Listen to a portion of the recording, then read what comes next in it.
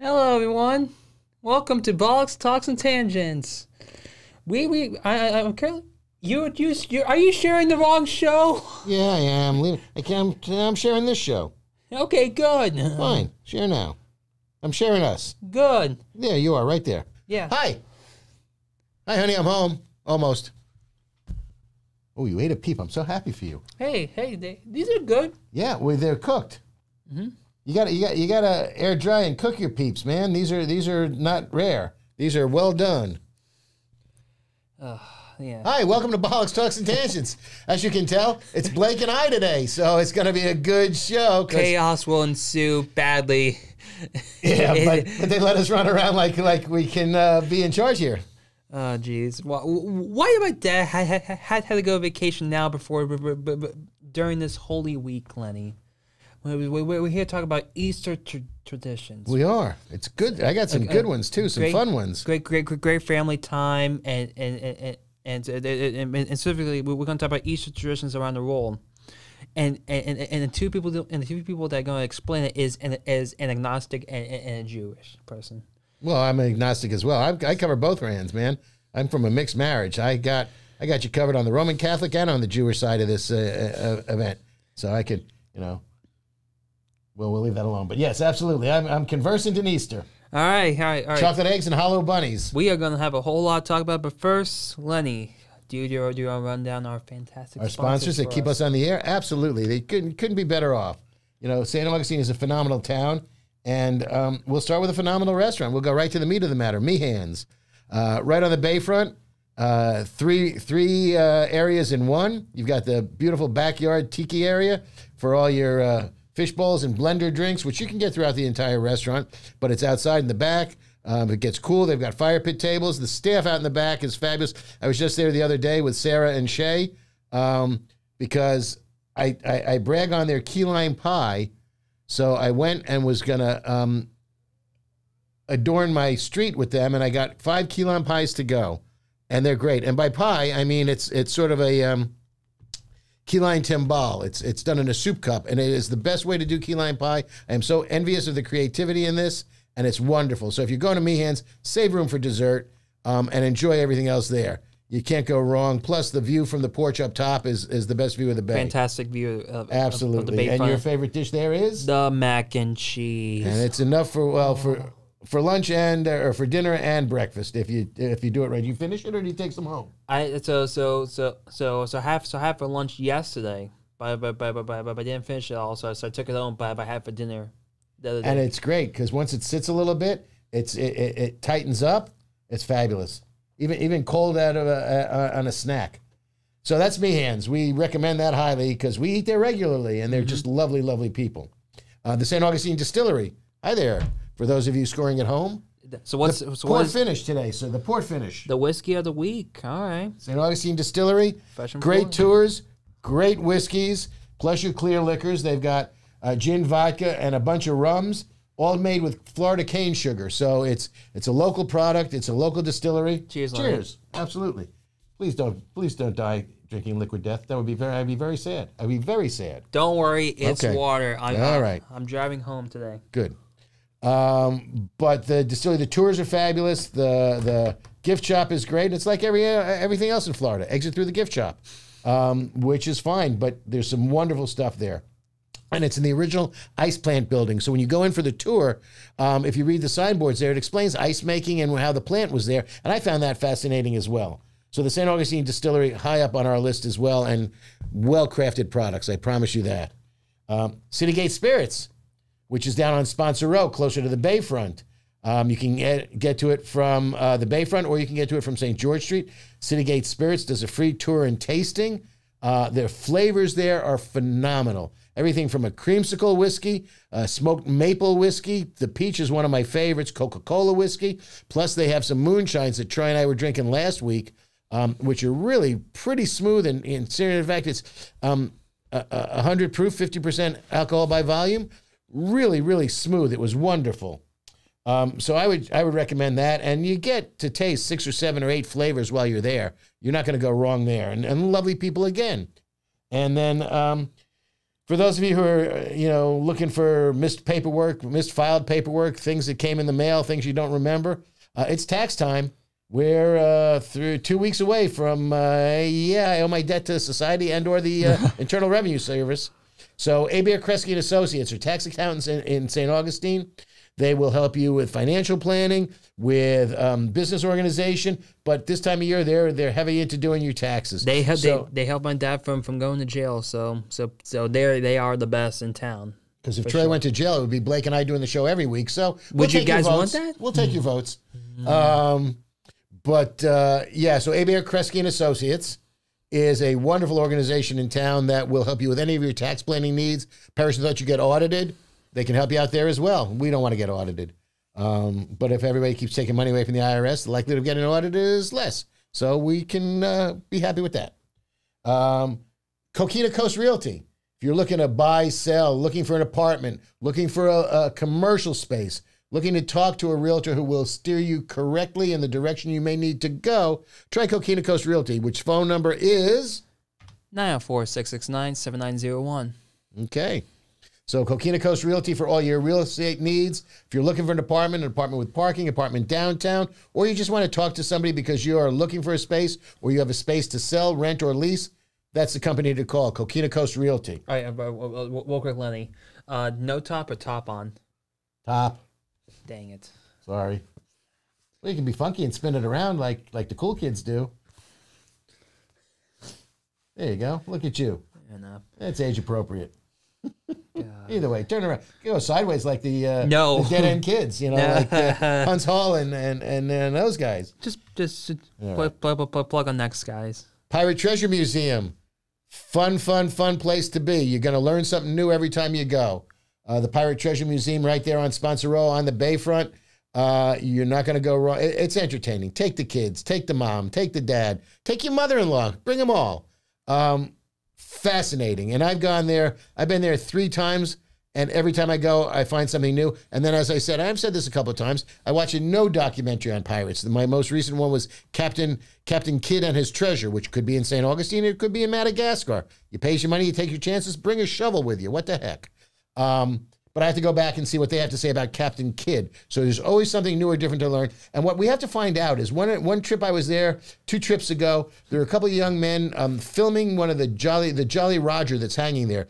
They have one of the 2 surviving legitimate Jolly Roger flags in captivity.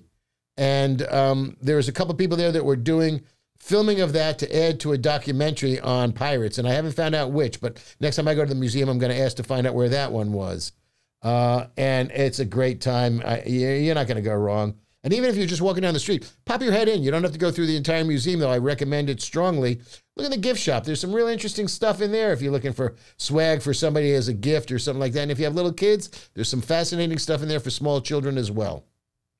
And last, but certainly not least, everybody needs to eat. And if you haven't eaten at Kaiser's, shame on you. That's all I'm going to say. Ding, ding, ding. Shame. Ding, ding, ding. Shame. You know what? We were in Dubrovnik. My wife and I went to Croatia, and I found those stairs. I did. I said, that's exactly where she walked down the steps when the High Sparrow was shaming her. And it turns out there were 2 different parts. So it was the steps that she came out of the building, and then they weaved that into a whole long path on the other side of Dubrovnik. Great trip if you can get to Croatia. What a beautiful country. Majority of the people speak English. The coastline is fabulous. But we're not here to talk about Croatia. We're here to talk about Kaiser's Deli and Market, 4 White Street on Anastasia Boulevard. Tucked in a little bit just before you get to Sonia and the Gypsy Cab Company on your right-hand side as you're facing the bridge. Best pastrami in St. Augustine. I can say that without hesitation. Best pastrami in St. Augustine. And the other sandwiches are equally as good. I know my friend Blake's favorite is the White Street. Named after the location of Kaiser's Deli. And breakfast. Egg sandwiches, 7 to 10 on your morning. And I will be having breakfast there tomorrow. So I'm looking forward to that as well. Okay. But don't forget about the most important sandwich at Kaiser's. The Bollox. We did. We got a sandwich named after us. Which is, it's a good thing Troy's on vacation because every now and again we can't fit him into a room because he's now got the Jiffy Burger or the 904 Burger at Ford's Garage. He's got the Troy Burger at Gypsy Cab Company on Trivia Night. And now Troy and I have the Bollox at Kaiser's Deli and Market. It's a good sandwich. Good sandwich. Turkey, cheddar, Russian dressing, bacon, toasted up. It ain't bad. It really isn't. Ranch dressing. I said that, I believe. Wait. I said Russian, but I mean ranch. Wait, okay. All right. Russian we find too, but it's the daddle Russian we have at Kaiser's Deli. All right. You want a little zing to your wings? Try the daddle. The daddle Russian dressing is outstanding. Thousand Islands, actually. We got some bunch of relish in there too. All good. But now we're here for another reason. We're here to talk about many things. Yes, we are, Lenny. Yes, we are. So word origins. Okay. What do you want me to start it off? Please. All right. So my two word origins are I try to be like Easter themed. Right. So I went with to spill the beans first. So I want to see you work that into Easter. Go right ahead. yeah, well. So what's Jelly beans. You're spilling jelly beans. Oh, you are so good. Yes. Sure. Yeah. Okay. Fair enough. Yes. So I picked to spill the beans because jelly beans is one of the most popular candies next to Peep. With Easter. Actually, Yeah. wait, hold on. Actually, is Peep considered a candy or is it a marshmallow? Yeah, well, a marshmallow is a candy. It's a confection. We'll call it a confection. Okay. And then we'll be safe. All right. So to spill the beans, where do you think that phrase came from? I don't know. All right. Okay. Gee. Okay. No. I'm not sure. Mr. Trivia Master over here. Or is it? Well, I can't be right on everything. And by the way, in all candor, our trivia game has gone south. Man, we were kings for a while, and queen, but now we're just fourth place. Yeah. What a shame. Fourth place forever, just like your New York Mets this year. I got news for you. I'll accept fourth place. How many teams are in the East? 4? 5. So. All right. Yeah, we'll surprise them. All right. So to spill the beans, it came from ancient Greece, because where actually so Greece was one of the first democracies in the world, and what they used for the voting system was counting up white and black beans. Mm-hmm. So people cast the votes with beans, and so let's say you're the white bean, I'm the black bean, and if someone spilled the beans, onlookers could find out that that they could figure out who won the election. Okay. So it's revealing your secrets. Wow. And the black bean was a ding vote or a no vote? I believe so. So that leads into being blackballed, which is not a word origin we're doing today, but let's save it for next week when your dad's not here. We'll have one in our pocket. Okay. All right. Sounds good. All right, Lenny. Okay, so I did two of them, and they're kind of the same. I did raffia, Raffia. Raffia is actually, it's a natural fiber. It's derived from the raffia palm tree that grows in Madagascar and Africa and Asia. And, raffia, last week we talked about state origins and nicknames, and New York State's nickname is Excelsior. Their state motto is Excelsior. And Excelsior is also shredded paper that you put in packing to keep things from rocking around or breaking if it's fragile. It's sort of a netting or a bedding material. And raffia looks very similar, except it's a natural fiber, and it would be one of the things that you would put in an Easter basket. So there's raffia, but then I also have Easter grass, because, everybody's getting their Easter baskets now. So Easter grass, believe it or not, is a couple of different things. Natural Easter grass can be wheat germ, which grows very, very quickly and straight up. So people will bring home a little plot and they'll gesundheit. Thank you. Easter grass, and they can watch it grow because it's such a fast-growing grass. But Easter grass itself is long, thin travel strips of colored cellophane or paper, and it's used in Easter baskets. And it's crystal foam. Easter grass is cellophane that's shredded and tinted, and it's polypropylene, and it's used in Easter basket. And that's the stuff sort of like, in a day, come Monday, it's going to be all over everybody's house. By the way, why did the Easter Bunny go to a therapist?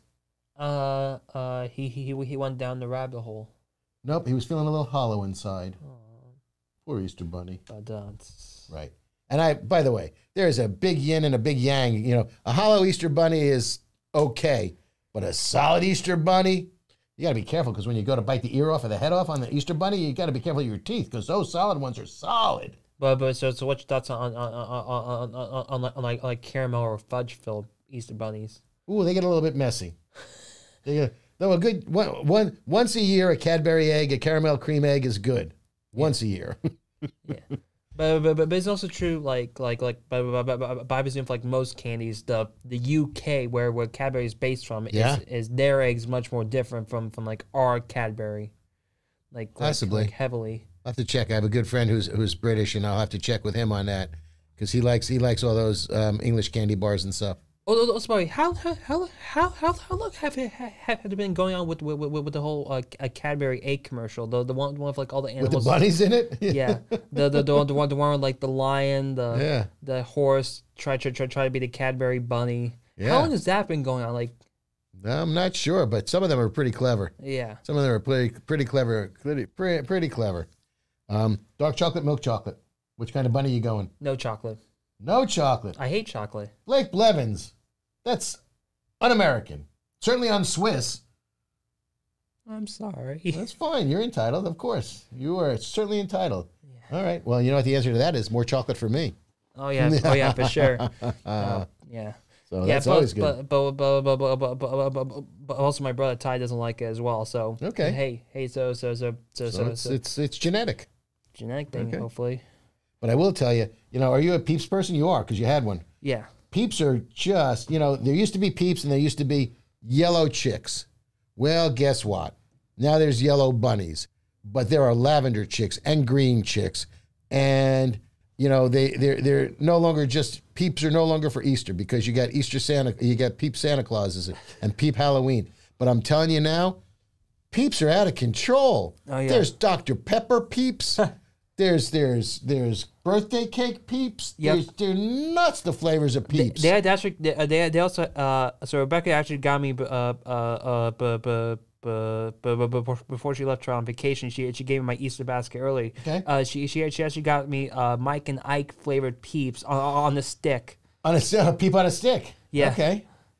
It's a Peepapalooza. It's just a Peepapalooza. Hey, Peeps are good. They're but right. You got to cook them.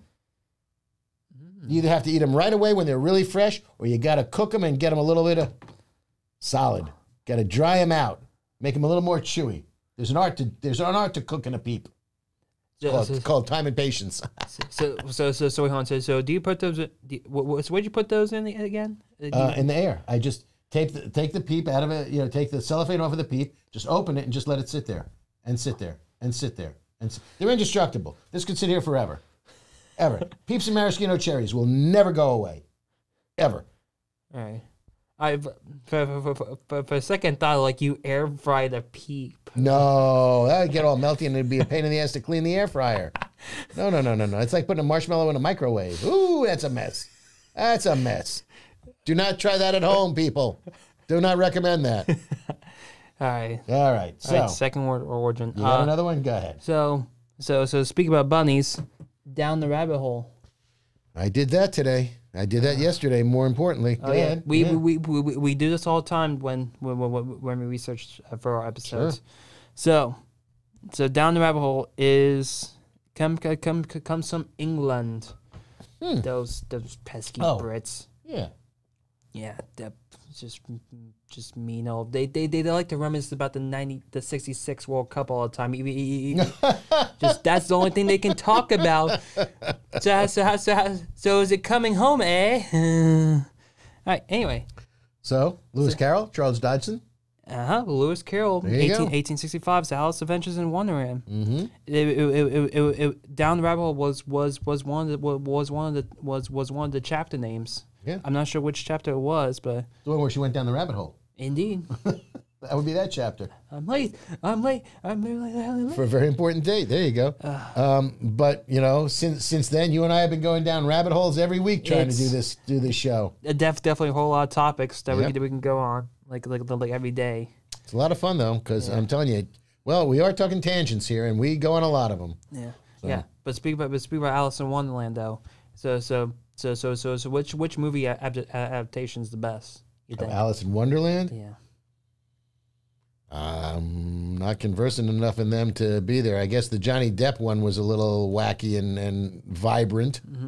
I'm not sure if there's. I don't know others. Well, I mean, there was animated ones for sure. The cartoon ones are always fun. Yeah, I think most people agree. Like the Disney, like the original Disney adaptation is the best one. I think there's one with Bugs Bunny had something to do with the Cheshire Cat. It became the Cheshire Rabbit, I think. I think so as well. But no, Tom and Jerry parody it as well. But obviously the Disney one's the best. Well, Disney does it well. Yeah, Disney does it well. And DeSantis wants some of that Disney magic, but that's all we're saying for now. Right. Let's just keep Disney open, and that's all we need to worry about right now. They seem to be working it out. Yeah. They seem to be all of a sudden back to being adults about this as opposed to being just angry at each other for silliness. So, but one thing I want at least the Florida government to do is to regulate ticket prices for Disney. That like that is the one thing I want. Well, it's exorbitant. Like I don't mind like tourists paying like $110. Fair enough. Florida residents should not have to pay $110, $60 max. Well, they give you a Florida resident discount, but it's not such a big discount. No, I know. I understand that. No, theme parks are getting they're unaffordable. Even Universal. Well, so is a baseball game and a football game. In all fairness. Well, but to be fair, the Tampa Bay Rays stadium sucks. Well, it's empty as hell, but still $200 to go up to like the top level and watch a game. $15 $7 hot dog, $15 beer. Right, that's insulting. It just insults my intelligence. But there are times where in the olden days at Shea Stadium when the Mets were also not very good, you buy a general admission ticket and you go in and you go to field level and you have your ticket with $1 next to it. And you show your ticket, the guy takes the $1 and he lets you into field level with your general admission seats from up in the nosebleeds. And then you go find Chuck. Chuck would be down the first base line and you would go find Chuck and Chuck would take you to a box that he knows was a season ticket holder who wasn't coming to the game. And there you go. For your general admission ticket, $5 for Chuck, $1 to get into there. You're now sitting in field level seats and life is a dream. Damn. All right. And back then beers were only $7 and not $15. All right, so Lenny, so what do you think is a bigger holiday for you in the spring? Opening day or Easter? Opening day. Oh yeah, for sure. And I get to do it again because the Mets were rained out today. Yesterday, they already decided that the weather's going to be so bad today that they postponed the Mets-Milwaukee opener in Citi Field. So it'll be tomorrow. Hopefully that game will get off. I may be in midair for most of the game, but we might be down once the game starts. All right. There was a point in time where I went to opening day 7, 8, 9 years in a row. Yeah. So you're gonna be flying into LaGuardia or no JFK? Oh. Yeah, we're going back out onto Long Island, back to Long Beach. So it'll be JFK. All right. Which is fine. Right. JetBlue does good. Oh yeah, they're really good, but you have to pay in advance for to actually guarantee a seat. For that, but that's story. But that's a story for another time. Hey, look, as long as the doors stay on the plane, I'm a happy boy. They only have Airbuses. You're good. I know, but makes me a little concerned when I fly out to Vegas at the end of May because I think that's on a Boeing. So hopefully by then I would think that they would have their shit together and they would pay a little bit more attention to their safety checks and their inspections. That's all I'm saying. You got time. You know where you're screwing up. Fix it. Pay more attention. Be more diligent. Keep those damn planes in the air and the doors closed. Thank you. Can we get more Boeing and less McDonnell Douglas, please? Why don't we just make better Boeings? Right? Why you don't like the MC? You don't like the McDonnell Douglas planes? No, because Boeing and McDonnell Douglas merged together in like '96. Okay. And apparently the McDonnell Douglas practice of building planes seeped into Boeing, and because they were the ones that make the DC-10 like one of the most unreliable planes of all time. Okay. Well, whatever they do, just tighten the screws. I know. Literally and figuratively, as a matter of fact. Tighten the screws. Yeah, we should also tighten the screws on our show right now because we talk about Easter and we'll talk about Boeing. There. Well, fine. All right. I'll tell you what. You ready? Let's do this. Where do you want to go? I'm going to give you a country. You pick a country. Bermuda, Norway, Germany, or Switzerland, Poland, Corfu Island in Greece, or Luxembourg. Let's do Luxembourg. Ooh, that's a good one. So there's a lot of Easter traditions in a lot of different countries. And I looked up a bunch of them, and some of them are pretty fascinating. And this one actually is the most fascinating. It's called Bretzelsonder. BR, Bretzel, as in pretzel. Mm-hmm. And it's called Pretzel Sunday. All right. And it's the third Sunday in Lent, which would be, the Sunday before Easter. And it's kind of a dating game. So they make very elaborate pretzels. Some of them are actually sweetened pretzels or have icing, and they're fancy pretzels. And on Bretzelsonder and Pretzel Sunday, you go find a woman you may be interested in, a girl you may be interested in, and offer her a pretzel. If she accepts your pretzel, you now may call on her on Easter. If she doesn't accept your pretzel, don't be knocking on her door on Easter. She ain't going to let you in. But if she accepts your pretzel, you may go and call on her on Easter, and that's in Luxembourg. However, in a leap year, we go full Sadie Hawkins, and it reverses, and the women in a leap year are the people that are offering the pretzels to a man who may accept it or not, and then that woman may call on him on Easter. Now does it have to be a homemade pretzel or No, I'm pretty sure they're store-bought because they were describing them as sweetened, iced, bigger, fancier. Okay. Quicker, faster, stronger. Okay, so it has to be an actual soft pretzel as well. So you can't have a guy here's a rolled gold. Right, a pretzel rod. I like pretzel rods. So that's Luxembourg, and I like the fact that 3 years it goes one way, and then the fourth year in the leap year it goes the other way. So I think that's kind of fair and egalitarian. Or maybe hand over those nice night of hand over those pretzel bites, like the little broken up bits. Oh yeah, the honey mustard. The honey mustard bites. ones, right? From Snyder's. Yeah. I haven't. I'm good for a couple of those, and then they get a little bit dusty and a little bit much. You can't have too many of them, unfortunately. I agree with that. I do miss Mr. Salty pretzel sticks that were just the thinnest little pretzel sticks. There was just a lot of salt on them, and they were pretty good. And then there were also the pretzels you would get in the long flat box that was much like this box that the Peeps come in. And those were pretzel sticks too. All but a good pretzel rod's a good pretzel. All right. But so speaking about pretzels, so do you often eat pretzels at sporting events? At sporting events, no. A big soft pretzel.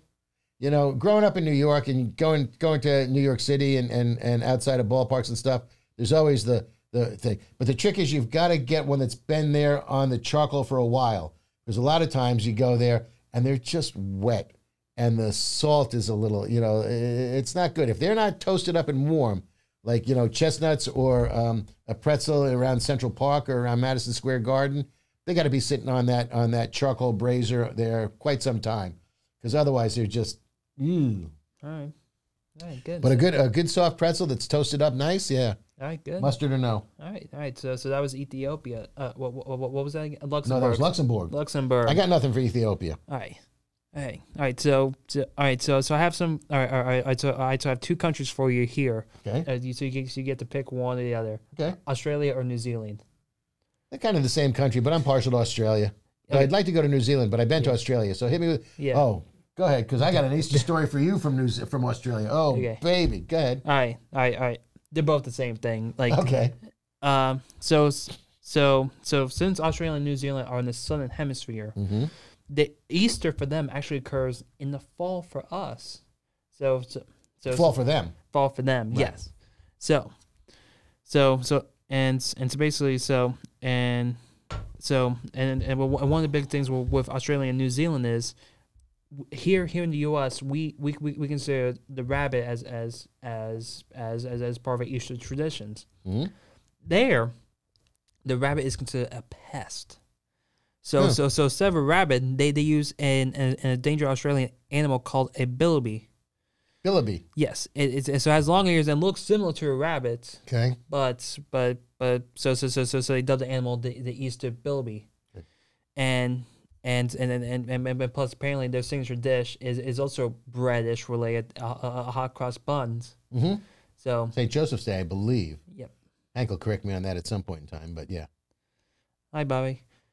Yeah. So So, but the first thing when I hear hot cross buns, the only thing I could think of is learning how to play that on the recorder in third grade. Third grade? Is that when you got your recorder? We got recorders in third grade, and then we're in choir.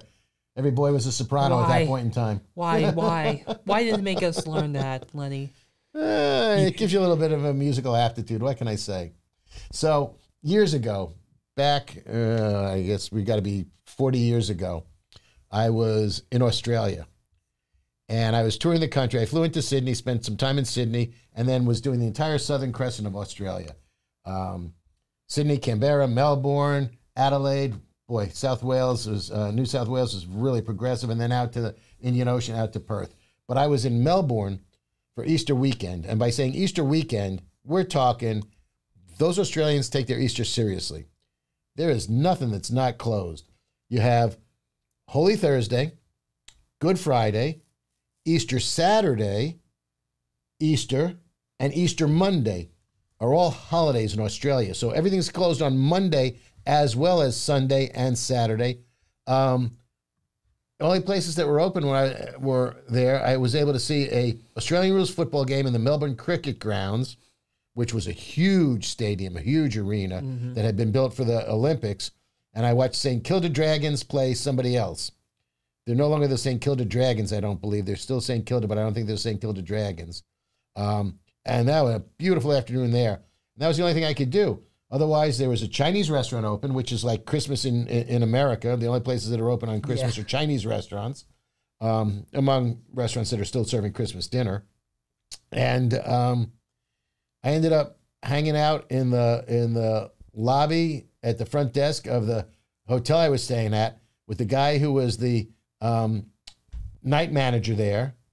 And we're snacking on really, really good chicken wings and dumplings from the Chinese restaurant that was next door. And he pulled out a bottle of port, and there's a great wine industry in Australia. And we sat there drinking port and eating chicken wings on Easter in Melbourne. That was one of my more interesting Easters, I will tell you that. Really? Yeah, it's a lot of fun. Awesome story. Yeah. Thank you. Sure, no doubt about it. All right. So what is your next country? You got Bermuda's interesting, Norway. You can do Germany or Switzerland, which I'll do. Well, then you got Poland, which is fun to play too. All right. Let's see what the Germans do for Easter. The Germans and the Swiss. We have Easter baskets. They have Easter nests, like birds' nests. They had to be very specific about that. Well, they call them Easter nests. We call them Easter baskets. But it's very similar to us. What they do is they have their tradition is they overly decorate a basket and call it a nest, and of course fill it with chocolate and candy. Well, you know what? German chocolate's not bad, and Swiss chocolate's even better. So people really go looking forward to that. That's in Germany. If you're in Corfu in Greece, they're going to wake your ass up because there on Easter Sunday at 11 o'clock on the island of Corfu, not 10:59, not 11:01, they take all their crockery that they want to get rid of, clay pots, big ones, small ones, little ones, and I don't know if it's clay cooking implements or like flower pots, like terracotta flower pots, and they just go on their balcony and they just smash the daylights out of that on Easter Sunday at 11 o'clock. And it's a sort of an offshoot of when in New Year they would divest themselves of anything that they're not going to carry through into the new year, and it's sort of like a house cleaning situation. It's also, the more noise you make with stuff like that, the more you scare away your evil spirits. And a lot of cultures do similar things like that. Chinese with firecrackers on Chinese Lunar New Year, things of that nature. So that's Germany and Switzerland. And then Corfu in Greece, they're just breaking crockery. Breaking crockery. So. All right. Good. All right. So my next country, we're staying in Europe for this one. Okay. How about the wee-wees of France? That's O-U-I? Yes? Yep. That wee-wee? Mm-hmm. As opposed to wee-wee, I gotta pee? Different wee-wee? Different wee-wee. Okay, just checking. I need to qualify. Yes. Okay. Not the, oh my God, I need to get out of the damn studio. I mean, all right, so wee-wee me. And not on me. Yeah. I mean, to be fair, there is a bucket down here that Pete likes to pee in. Well, you know, apparently he's got a weak bladder. Yeah. So you couldn't tell that from the Florida Man games. And once again, more props to Pete Melfi and the Florida Man Games Yeah. for that big giant check he donated to Jimmy Jams, Yeah. $20,000 to that philanthropy. More power to you, Pete. Well done. Just more power to you. Yes. So a peep to Pete. There you go. All right. So me. Kind of fun to say. Yes, it is. All right. All right. So on Easter Monday in France, volunteers in the French town of Besseries got to cook a giant omelet. Thousands of eggs are cracked and cooked to create this huge dish. Apparently, tradition says that Napoleon and his army were traveling to the south of France one day and stopped in this small town.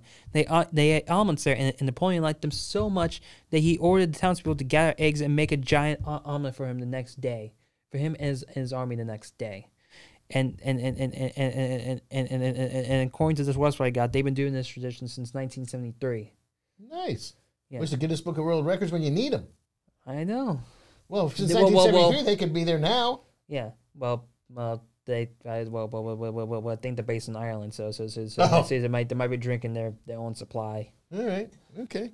Hey, a good omelet's a good thing. Yeah. All right. Good omelet's a good thing. All right, but Mr. Chef over here, what's a perfect omelet for you? Well, when you go to interview for a job as a cook, a line cook in a lot of restaurants, if the chef is European, more times than not, he may ask you to make an omelet as a way to gauge your skills. And it's very telling because there's a couple of different ways to make omelets.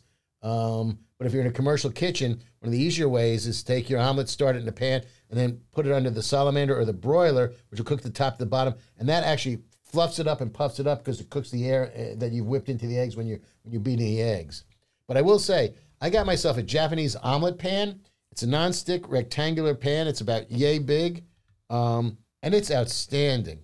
It's got a little cover on it so you can cook your omelets pretty quickly, and then you can roll them, and it makes phenomenal omelets. I'm enamored with this pan. I just like making omelets in that because I just like making omelets in that. But making a good French rolled omelet is absolutely something that everybody needs to learn how to do if you're going to cook professionally or if you're going to eat omelets at home. And it's not difficult. It's just a matter of moderating the heat and paying attention to what you're doing. Hey, think. My mouth is salivating now. Hearing that. Well, if you're salivating, then you should go to Meehan's for some mac and cheese, Kaiser's for a Bollox, or pastrami. Did I mention the pastrami? And then wash it down with a spirit from Citygate Spirits, which will be any flavor under the rainbow pretty much. And I am partial to the peach. Or if you want to go more professional, go to the St. Augustine Distillery for some world-class bourbons. And they've got their gin, their vodka, and their rums, and their pineapple rum is pretty good. And they also have a couple of interesting rummy things, like me, at Citygate Spirits. Coquina Coast Realty, phone number is 904-669-7901. Out of town, call collect. For any of your abode needs, if you're looking for a place, you're looking to sell a house, buy a house, rent a house, commercial properties as well, please talk to our man in charge there. Aber Kresge and Associates, I can only imagine what those poor people are doing right now, other than saving everybody money by helping them with their taxes and avoiding mistakes for them. When you do it yourself, you're going to make a mistake. I don't expect that, but I would think it would probably happen more times than not. The tax laws change so regularly, you need a tax professional who's up on the tax laws, and Aber Kresge and Associates are. Pirate Treasure Museum, matey. However, I was just watching another show yesterday where somebody was trying to get a rise out of whoever he was talking to. Come on. What's a pirate's favorite letter? Come on. You thought I was going to say R, didn't you? Well, it's the C. And the other person just never answered him. He let him do his whole thing, like I just did. And then we have Kaiser's Deli. Go. I think we got it covered. Distillery, Meehan's, Kaiser's Citygate, AC. Oh, yeah, we're covered. So support our sponsors. Tell them you heard them here about Bollox and enjoy them. Yeah, but real quick, Lenny. So it's actually it's Aber Kresge and Associates. Yeah, but actually Kresge starts with a K, not a C. Really? Yeah. Fine. Like Kreskin. Yes. Kreskin the Magnificent. Yes. Oh, good to know. Because someone was sitting on a mayonnaise jar on Funkin' Wagnall's back porch for years. And you have to be of a certain age to understand that, because if I say Johnny Carson and you don't know who Johnny Carson is, we've got serious issues. But I'm joking. Yeah, I know who Johnny Carson oh, God is. bless you, child, because that would scare me if you didn't.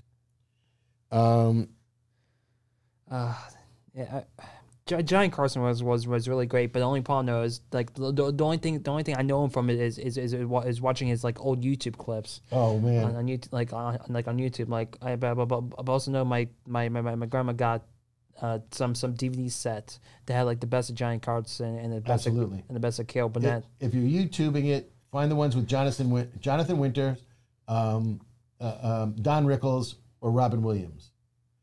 And for those of you scoring at home, yes, Susan, absolutely. A little splash of heavy cream or even a little dollop of sour cream in your omelets make them a little bit lighter.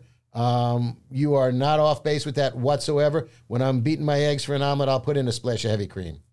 So I will do that. All right. Which country? All right. So Lenny, so I have multiple continents I can go to. Do you want me to go back to Europe, Africa, Asia, or the Americas? Go Asia, because the volume of Roman Catholicism or Christianity involving Jesus in Asia involved the missionaries who came to bring them the word, as opposed to the Eastern religions that have been there for millennias, many years, long time, and specifically the one country I want to go to in Asia is the Philippines. Okay. Which is interesting, because that's a Catholic. They're a heavily Catholic. I think. Well, gee, had the Spanish something to do with that? You think? No one expects the Spanish Inquisition. I think I heard a stat where like 87% of the population is Catholic based, and I actually remember the former Prime Minister Rodrigo Duterte called the Pope a son of a bitch. Well, he's a little bit of a nut job. Well, it's being polite. I think he's just downright nuts. But yeah, well, which is another thing. Yeah. No, he's slightly out of his mind. Mm-hmm. But popular in his country. All right, so the Philippines. Mm-hmm. So first of all, educate me. All of us. First of all, do you know how many islands there are? Like surrounding the whole Philippines? 7,000. Wow. I didn't realize there were so many. That's good to know. Like, I mean, yeah, maybe they're all not inhabited, are they?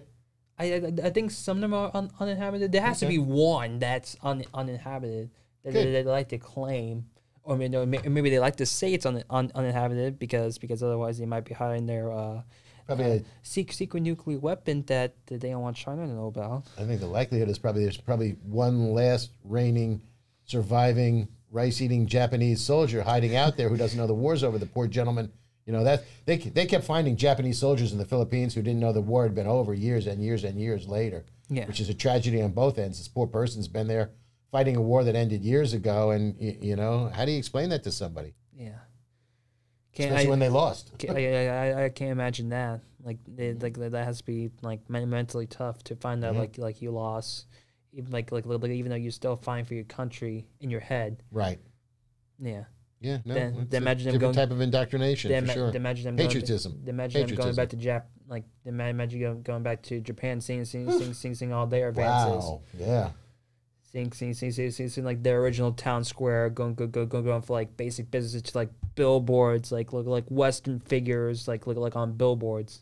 The people, the faces of like people that you try to fight against being promoted in your country. That's like that kick out of Lost in Translation, the movie with Bill Murray and Scarlett Johansson, about a fading actor in America who is going to do I think it was a whiskey ad possibly in Japan. But there's a tremendous amount of American actors, actresses, performers that go do commercials and commercial endorsements in Japan in particular for huge amounts of money that we never see in the United States.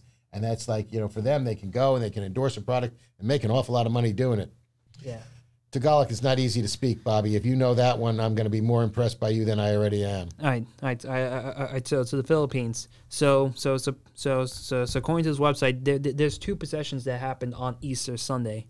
So the first procession, the men are in one procession and follow an image of Jesus risen from the dead, while the women make up the other procession and follow Jesus' mother, Mary, who's wearing a black veil. The two groups meet at the church as a symbol of Jesus comforting Mary after he was raised from the dead. Okay. Then girls who are dressed up as angels for Easter take off Mary's veil and apparently they call the veil a lambong, and people celebrate there.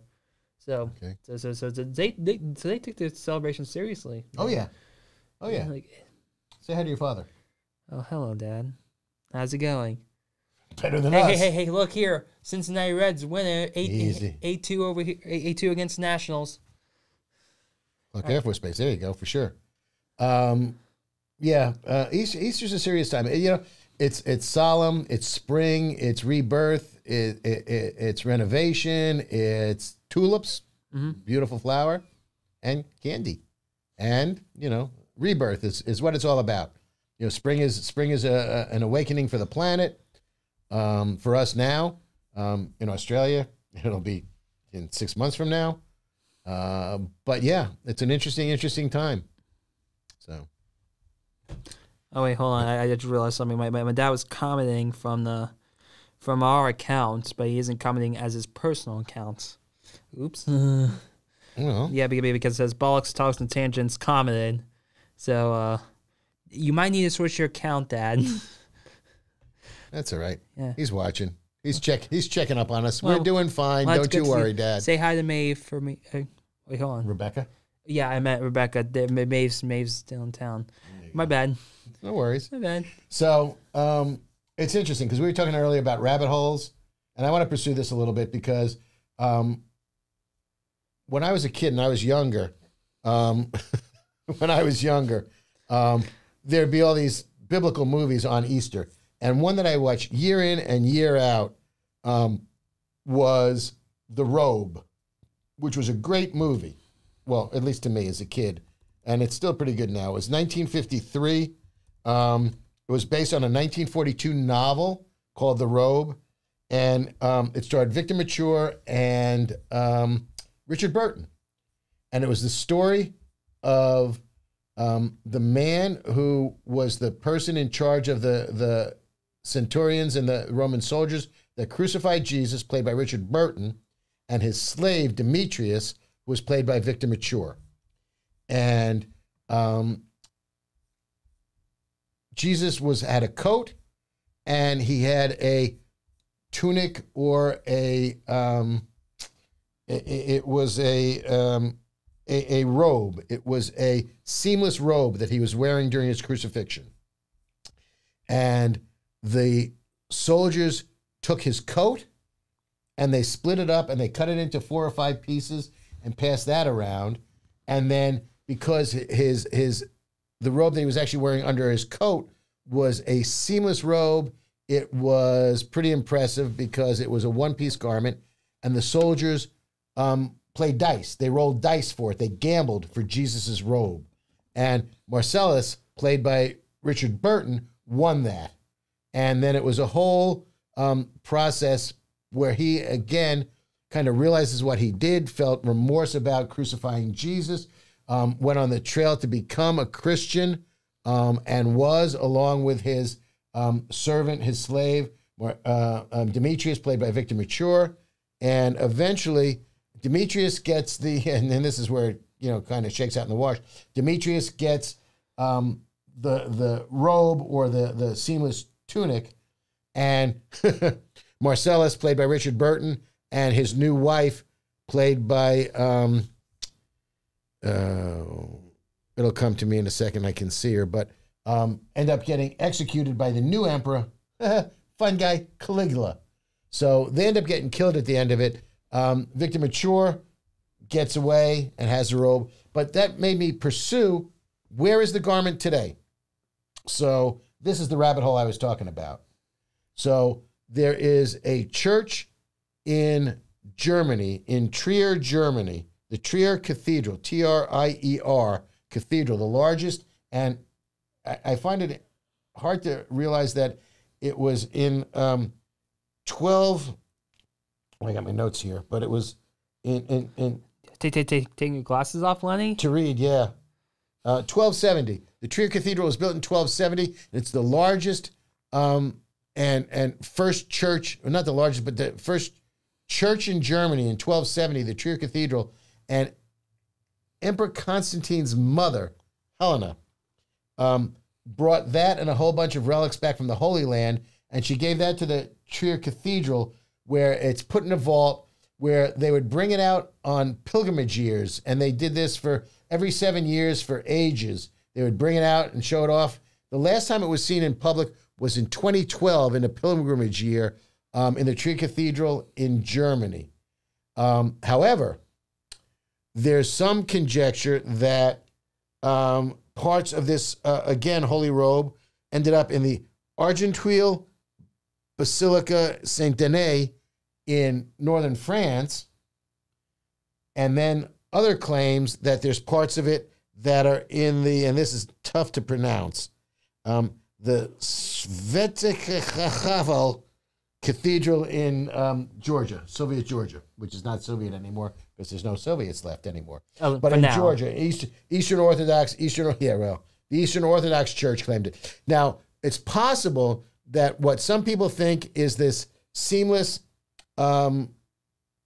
tunic or robe that he was wearing as an undergarment, maybe in one piece there, and in Argenteuil and in Eastern Orthodox, because there's 3 or 4 other cathedrals in Eastern Orthodoxy that have pieces of it that may be parts of his outer coat that were cut up by the soldiers and passed around. So it's not inconceivable that both can be correct.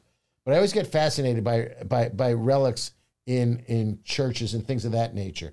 And not only did Saint Helena, Constantine's mother, she was a big shopaholic, because she came back with the robe, the skull of Saint Helena. I guess his mother wasn't.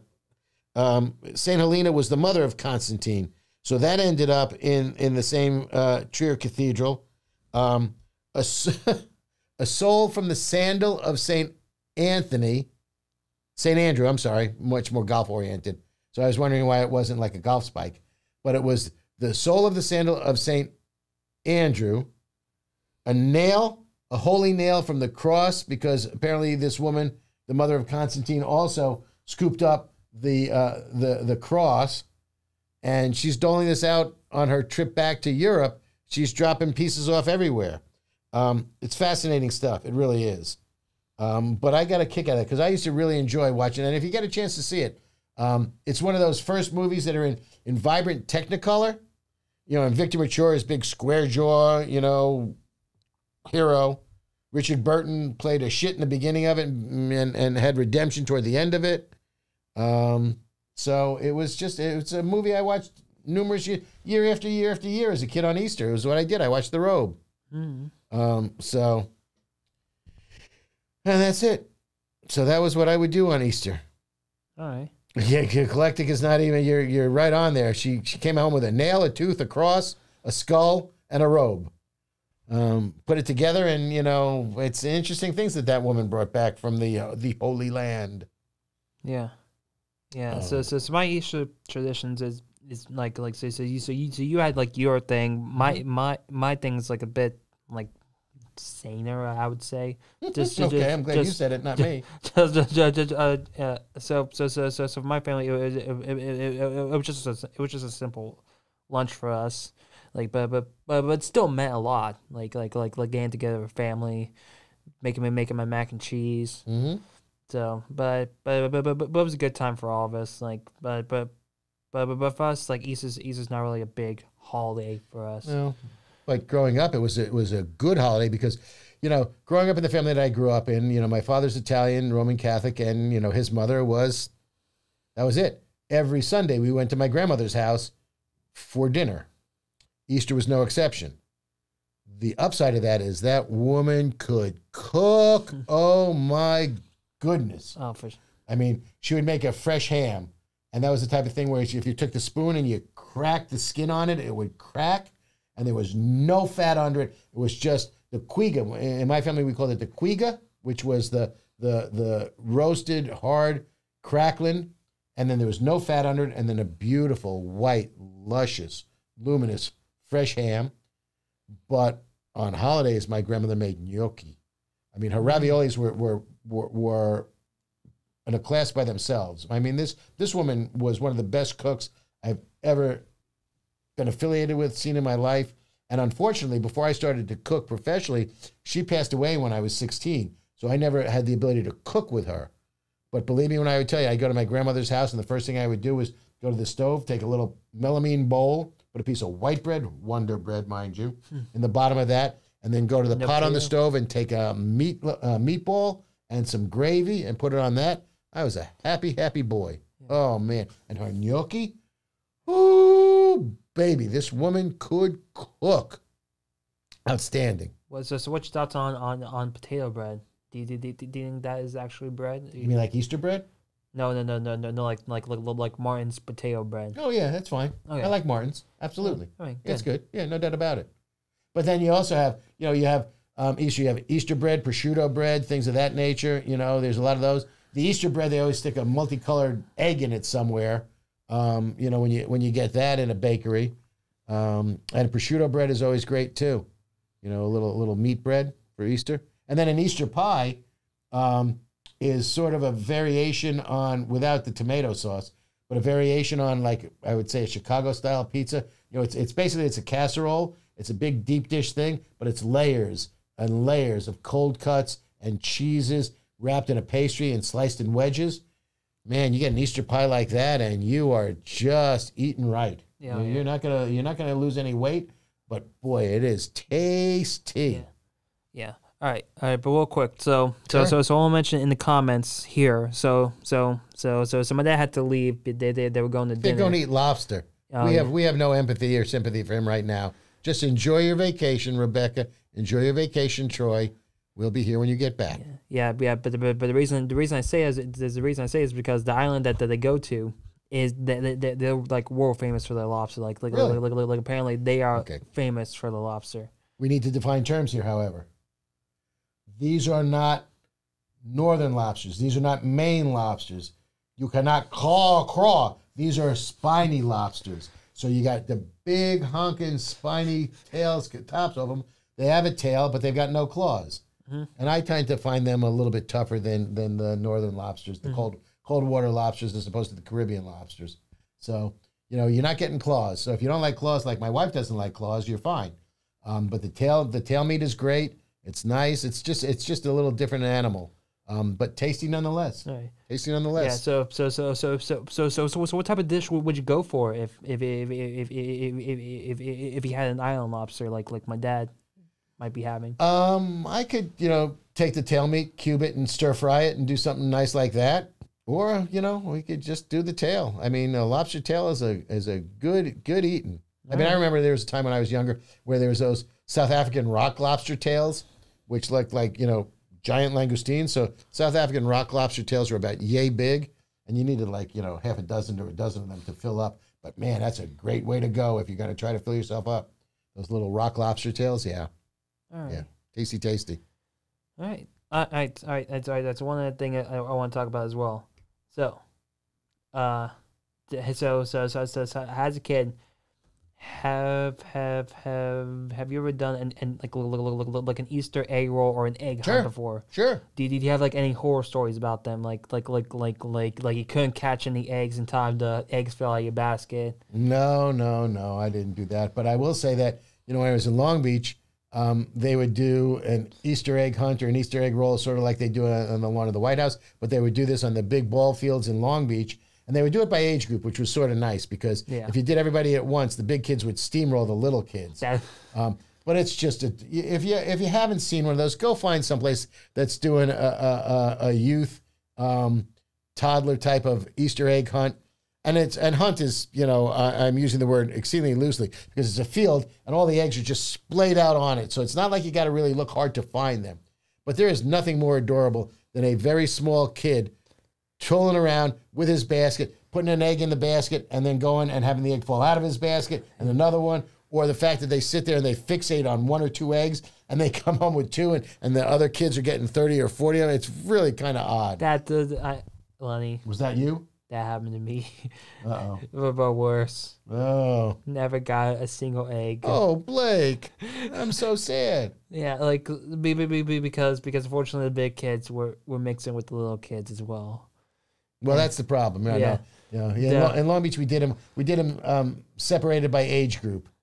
And then the funnier thing is too. Yeah, but thankfully I wasn't the only one that didn't get an egg. So I think it was like 2 or 3 of us there that didn't get any. So they gave us a redo. It was like, okay, 40 good. eggs, have fun, just 10 each. Good. The other thing is when you have the little kids and you get these competitive cutthroat parents that have the kid under their arm because the kid's a tiny kid and they got the kid under their arm and the kid holds the basket and the parents are picking up all the eggs for the kid. That's cheating. Absolutely. How does that kid learn no values? No values for that poor child. I understand. It's a little funny though. All right. Anything else, Mr. Remo? I think we're winding down. All right. Thank you for listening. Do you want to rip off a peep for each of us? Absolutely. I'll peep with you. There you go. Ooh, hard as... They're cooked. These are cooked peeps. Right. Cheers. Peep. Everyone at home, happy Easter, safe and healthy. Enjoy yourself. May your ham be succulent. May your eggs be chocolate. And may the bunny not tell you where he's hiding all the good stuff. And you got to go look for it. 6:34 next week. Bollox Talks and Tangent. Rumor has it Troy will be back. I will not. We're going to be swipping. We're going to be swapping out next week. Yeah. Mm-hmm. Yeah, next week No, I may be here next week. Well, who knows? You'll be surprised. Happy Easter to you all. Thanks for watching. Support our sponsors. Tell them we sent you. Eat many peeps.